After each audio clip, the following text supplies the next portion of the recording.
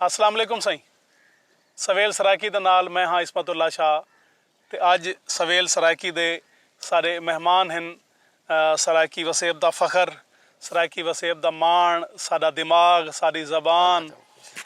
साडी सोच को सही समत देवन वाले सारे अगवान साईं मुजाहिद जतोई साहब होरां। बिस्मिल्लाह साईं। सतलुज दरिया दी खब्बी मण ते मौजूद हैं असां और ये पिछू तक एम्प्रेस ब्रिज नज़र आना पे नवाब साहबान दा बनवाया होया ये ब्रिज है और ये जरिया है पाकिस्तान को मिलावन दा। अगू ज़िला लोधरा है, मुल्तान डिवीजन शुरू थी वेंदे और इडू अगा बहावलपुर तो अगा वाल सिंध है। असां इतना मौजूद हैं दरिया वांधा पे, अल्लाह करे दरिया वांधा रहे। अज जतोई साहब नाल असां सराइकी लोक अदब के हवाले नाल गाल करे सूँ। अस्सलाम वालेकुम साईं जतोई साहब। जी बिस्मिल्लाह वालेकुम सलाम। क्या हाल है? ठीक है बिस्मिल्लाह साईं। तशरीफ बनाए वे मुर्शिद गयूर बुखारी साईं होरां ते सारी सिख आई कि असां तुहाडे नाल गाल मुहाड़ करूँ। जी बिस्मिल्लाह। अज साकू मौका मिल गए ते जी वैसे की सवेल चैनल से जाए सारा जी बिल्कुल सबब बने जी हाँ। अच्छा जतोई साहब सब तो पहले तो सारे सुनने वाले को देखने वाले को ये वाजे करे सो कि लोक अदब है क्या? लोक अदब असल दे विच तां जेड़ा कुछ इंसान सोचेंदे जी उनका कहीं ना कहीं तरीके तरह इजहार करे। जी बिल्कुल वो इजहार शायरी दी शक्ल थी सकदे जी, वो इजहार किसी दी शक्ल थी सकदे, वो हुन लिखते दी शक्ल है जब सना आगे नावल आगे वगैरह वगैरह वो सारा कुछ है। जेड़ा कुछ भी इंसान सोचेंदा हा ते उनको कहीं ना कहीं तरीके नाल महफूज करना पहले सब को करीबी जरिया होंदा किस्सा बयान करना, यानी उनका इजहार करना। उनका इजहार क्यों सकदा जिंदे विच उनका ख्वाहिशां सिक्कां जी अच्छा सब ख्वाब अच्छा उनदे अधूरिया पधूरिया जी महरूमियां ओ महरूमियां सब कुछ उनदे विच बयान करना। उनदे दो मकसद होंदे एक तां हुंदा कि उनदे अंदर दी जेड़ी गाल है ओ बाहर करना चाहता बुनियादी तौर पे पहले वो करना चाहता। दूजा वो ये भी चाहता जो ये गाल कहीं तक पुजे सी जो अगर इने जो मैं को थोड़ा है ते मैं डह पिया ते बे को ना आवे। हां यानी अच्छा मैं जो ई झारे जुणे असा टप्पियो तो इने नांग दे ली के लगे पिया तो ओ ई को भी कहीं ना कहीं तरीके नाल असा करे पुजेंदा जो बाबा ए जर जरूरत है करे ही को देखते तुरंत तेरी जिम्मेवारी है जी न तो कल को ओ वाला ई को कहीं ना कहीं किस्से बयान करना। अच्छा जे तक वो किस्सा कहीं ने ना दो ते टुरदा रह वेंदा हा तो ओ हुंदा किस्सा सुनी ना जी ते जेड़े वनते वो पता ही ना लगे जो कहानी काहे बयान कीती है तो सौ को अपने तौर ते बयान कीती गाल हुआ रह गई जी गाल हुआ थी हुआ रह गई ते लेकिन उनदे विच तुसा को बोला अपना रंग च दिते इन्हें सुने इन्हें को अपने रंग च बयान कीते बाल सुने को अपने रंग च बयान कीते इतु ओ वाला लोग दा मतलब है ओ लोगे दी मड्डी है वो कहीं एक दी प्रॉपर्टी नहीं रही। अच्छा उनदे नाल ए थींदा कि ओ जी ना दानिश जमा थींदी है। हां हां हर बंदा उनदे अपना तजर्बा विच शामिल कर देंदा वालो नस्ल दर नस्ल इवें सफर करंदी है पंध करंदी है जी जी और वो तरबियत दा फर्ज अंजाम देंदी है। वाह वाह। अच्छा लोक अदब दे हिस्से वन क्या हैं लोली है किस्सा है जिवें जनाब फरमाए लोक गीत हैं लोक अखान हैं साडे पहाके हैं बुझारता हैं जी जी ए वाल उनदे विच अगा कई टहार हैं गामण हैं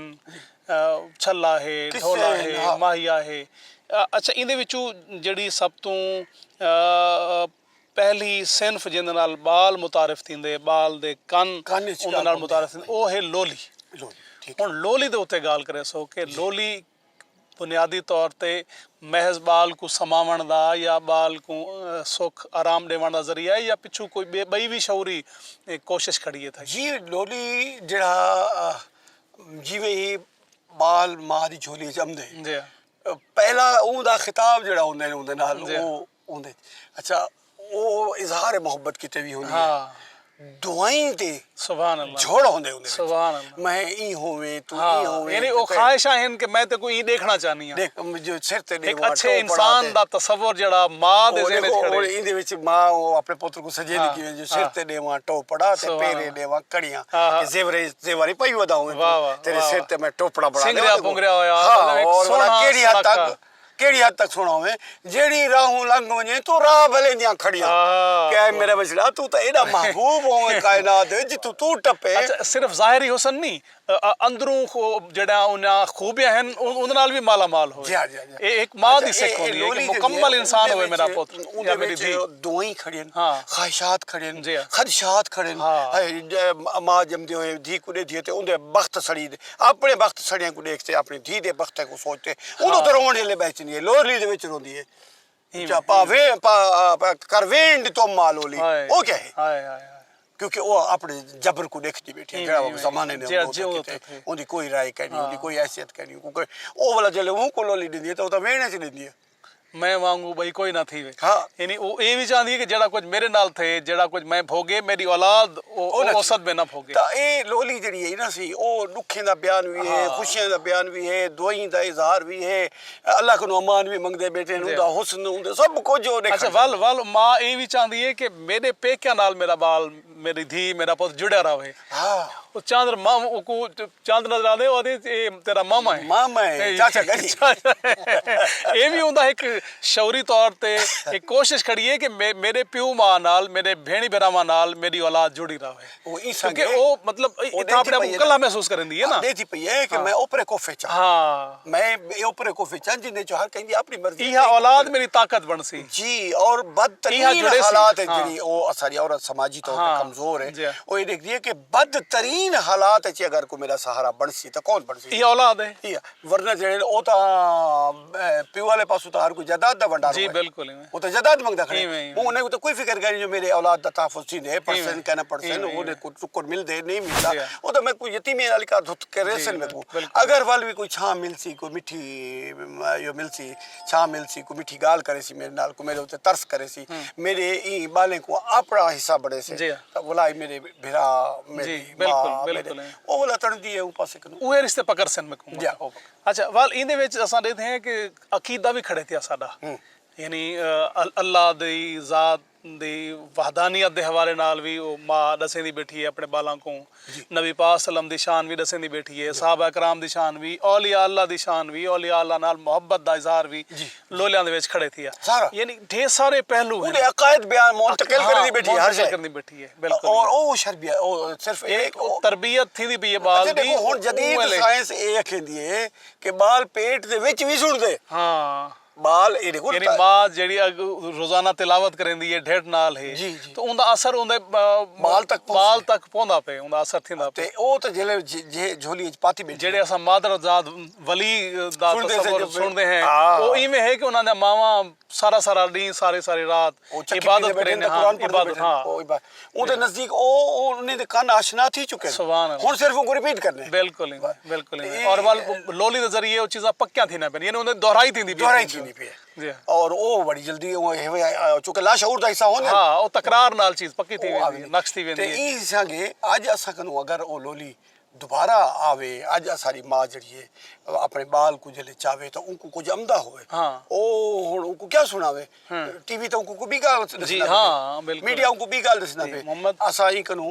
ए काम के नु कि भाई ए असा अपने बाल को अपने नाल वला जोड़ू वो जड़ा मां उनको लोली कनु जोड़ दी हां बिल्कुल उनदे अलावण कनु पहले उनको दसाए जो अला ई तेरे किते मैं ए मंगदी बैठी हां और उनदे च देखो उनदे बेशुमार ख्वाहिशें दा इजहार खड़े दुआई दा इजहार खड़े खौफ दा इजहार खड़े अकीदे दा इजहार खड़े उनदे सिक्का खड़े थियां उनदे ख्वाब खड़े थे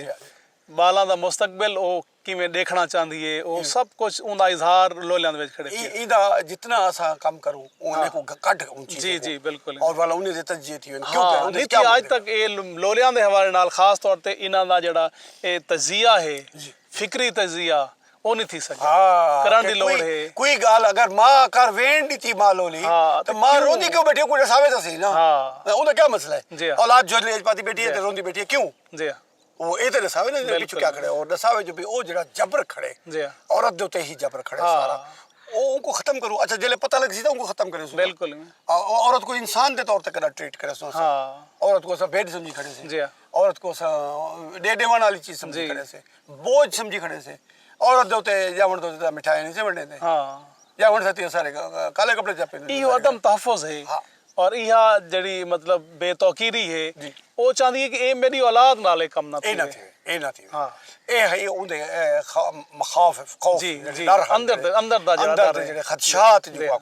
ਉਹ ਹਨ ਜਿਹੜਾ ਉਹ ਬਿਆਨ ਕਰਨ ਜੀ ਜੀ ਹਾਂ ਉਹ ਜਿਹੜੀ ਵੀ ਤਰ੍ਹਾਂ ਦੇ ਹਨ ਹਾਂ। ਉਹ ਖੁਸ਼ੀ ਦਾ ਬਿਆਨ ਕਰਨ ਦਾ ਤਰੀਕਾ ਵੀ ਉਹ ਕਹਿੰਦੇ ਲੋਲੀ ਆ ਜੀ ਹਾਂ ਦੁੱਖ ਬਿਆਨ ਕਰਨ ਦਾ ਵੀ ਖਦਸ਼ਾ ਖੌਫ ਬਿਆਨ ਕਰਨ ਦਾ ਤਰੀਕਾ ਵੀ ਉਹ ਕਹਿੰਦੇ ਲੋਲੀ ਅੱਛਾ ਵਲ ਮਤਲਬ ਉਹਦੀ ਗਾਲ ਸੁਣਨ ਵਾਲਾ ਉਹ ਘਰ 'ਚ ਵੀ ਆ ਕੋਈ ਕਹਿ ਨਹੀਂ ਤਾਂ ਉਹ ਆਪਣੇ ਦੁੱਖ ਸੁੱਖੀ ਆਪਣੀ ਹੋਣਾ ਨਿੱਕੇ ਬਾਲਾਂ ਨਾਲ ਬੈਠੀ ਵੜੇ ਹੋਣਾ ਲੋਲੇ ਦੇ ਜ਼ਰੀਏ ਕਿਥਾਰਸੀ ਹੋਈ ਹੈ ਕਿਥਾਰਸਿਸ ਦਾ ਉਹ ਆਪਣੀ ਗਾਲ ਆਪਣਾ